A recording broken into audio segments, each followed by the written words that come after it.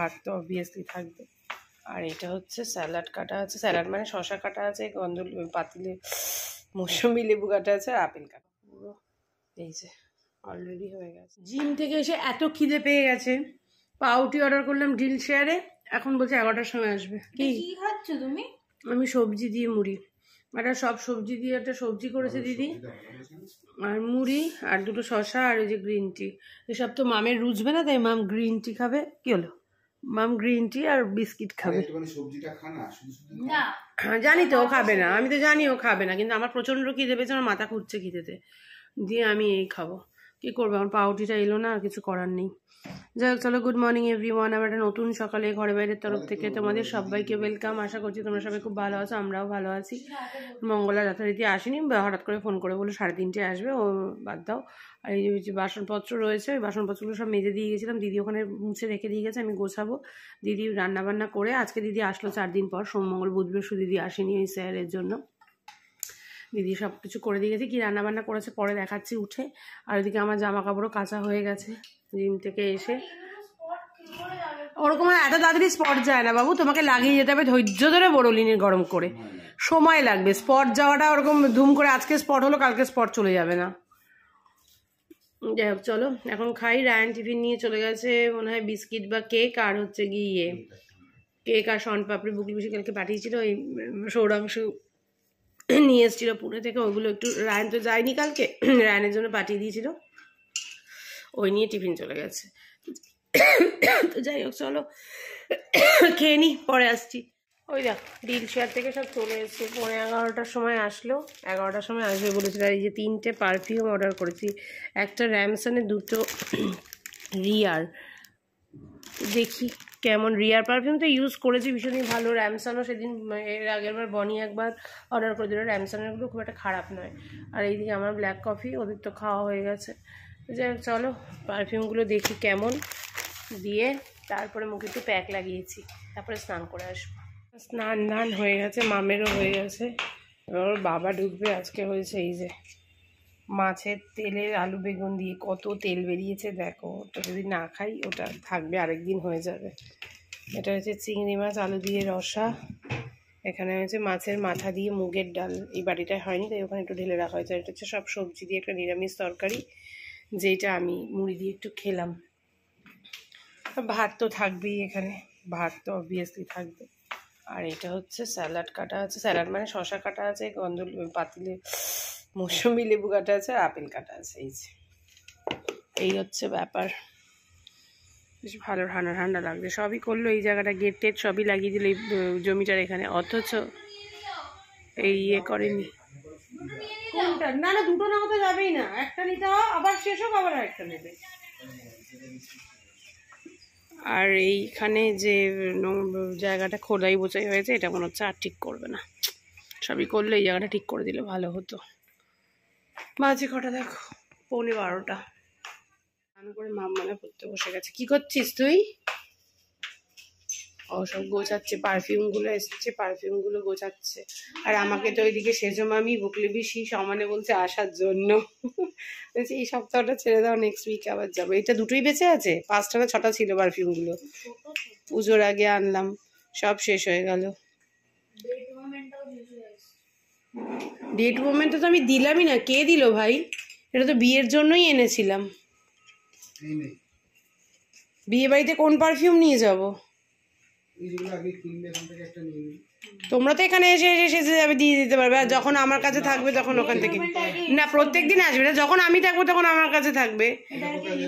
এটা এটা অন্য জায়গায় ঢুকিয়ে রাখ, এটা আর কেউ ইউজ করবে না। এটা ঢুকিয়ে রাখ, এটা বিয়ে বাড়িতে ইয়ে করা হবে।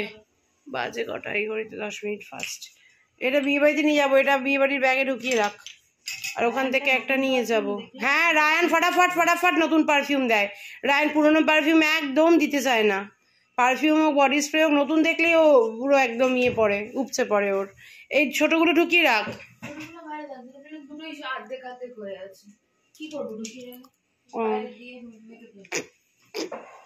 এখন রোদে দাঁড়াতে বেশ ভালোই লাগে, বেশ রোদটা আসে, রোদে দাঁড়াতে বেশ ভালো লাগে।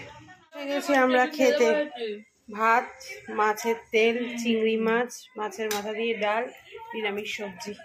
চলো এই দিয়েই খাওয়া দাওয়া হবে আজকে।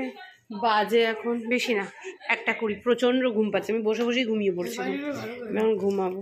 তেলপাতারিটা ভালোই হয় খেতে, চলো খেয়ে নিই। 3টের সময় মঙ্গলা এসে রায়ানকে দিয়ে পড়ার ওখানে দিয়ে এসে সমস্ত কাজ এই যে সেরে দিয়ে গেছে। রান্নাঘর পুরো পরিষ্কার, আমি তো সোফাতেই ঘুমিয়েছিলাম, আর মঙ্গলা যখন যায় এই জানলাটা খুলে রেখে গেছিলো। উড়িয়ে বাবা, 5:15 যখন বাজে আমি দেখছি এত কেন আমার গা হাত পা চুল করছে, প্রচণ্ড মশা ঢুকে গেছে, অনেকগুলো মশা আমি মেরেওছি। মাঝখানে দেখো এখানে দেখতে পাচ্ছ না, এখানে দেখা যাচ্ছে না, এখানে 2খানে মশা পড়েও রয়েছে। আমাকে এখন ব্যাট বার করে মশা মারতে হবে। এখন আমি দেখলাম অনেক অনেক মশা। যাই হোক, কাজ সেরকম কিছু নেই, কারণ জামা কাপড় তো সন্ধ্যেবেলা অবধি রেখে ফেলে রাখিনি, শুকিয়ে গেছে, সঙ্গে সঙ্গে ভাঁজ করে তুলে রেখেছি। এখন দেখি একটু চা করব, একটু চা খাবো, আর রাত্রেবেলা একটু আজকে সয়াবিনের স্যালাড বানাবো ডিম সেদ্ধ দিয়ে, সেটাই করব, সেটারই প্রিপারেশান করতে হবে এখন। তো যাই হোক চলো সাথে থাকো, পরে আসছি। মাম তো সারা দুপুর পড়েছে, এখনও পড়ছে মাম। আমার আর মেয়ের এই যে গ্রিন টি করে নিয়েছি, সাথে খেয়ে নিয়েছি একটু ওই যে কাজু আর কিশমিশ, মামও তাই খাচ্ছে, আমার খাওয়া হয়ে গেছে। বাজে 7:10, ওদিকে সোয়াবিন ভিজিয়ে রেখেছি ওই যে ঝুড়ির তলায়, গ্যাসে চলছে ডিম সেদ্ধ। মাম তুই পড়তে যাওয়ার আগে আমাকে একটা বিনস, একটা গাজর, ক্যাপসিকাম আর টমেটো দিয়েছি আগের দিন, আর কি ছিল যেন, পাতি লেবু, তাই না, শসা, এগুলো একটু ভিজিয়ে রেখে যায় একটা বলে, আমি যা করার তারপর করে নেবো। এখন তো খাবো না, 8:30 নাগাদ করে নেবো। যাই হোক চলো এখন একটু চাটা খাই, এই তো, তারপর বসেই থাকবো। এদিকে এই যে সোয়াবিনটা জল ঝরিয়ে রেখে দিয়েছি, ভেজিটেবল সব। মাম পাতিলেবু দিসনি, পাতিলেবু এখানে দিসনি, পাতিলেবুটা এখানে দিসনি তো, সব ভিজিয়েছি, পাতিলেবুতে ভেজাইনি, সব ভিজিয়ে রেখে দিলাম, কাটবো। আর এদিকে ডিমটাও সেদ্ধ হয়ে গেছে, ডিমের খোসাটা ছাড়াবো, একবারে ইয়েতেই দিয়ে দেবো, এয়ার ফ্রায়ারেই দিয়ে দেবো। দিলাম তো না, দিসনি, দিলে তো এখানেই থাকবে, হয় স্ল্যাপে থাকবে না এখানে থাকবে, আর কোথায় থাকবে, এর তলায় রেখেছিস না, দিসনি, পাতিলেবুটা দে। যাক আমি আর মাম তো এই খাবো, আর রান্নার ভাত আছে, কালকে মা মুসুর ডাল সেদ্ধ পাঠিয়েছিল ওটা আছে, মিক্সড ভেজ আছে, আর ইয়ে খাবে, আর কি খাবে, আর কি খাবে জানো কি, চিংড়ি মাছ আছে, চিংড়ি মাছ খাবে।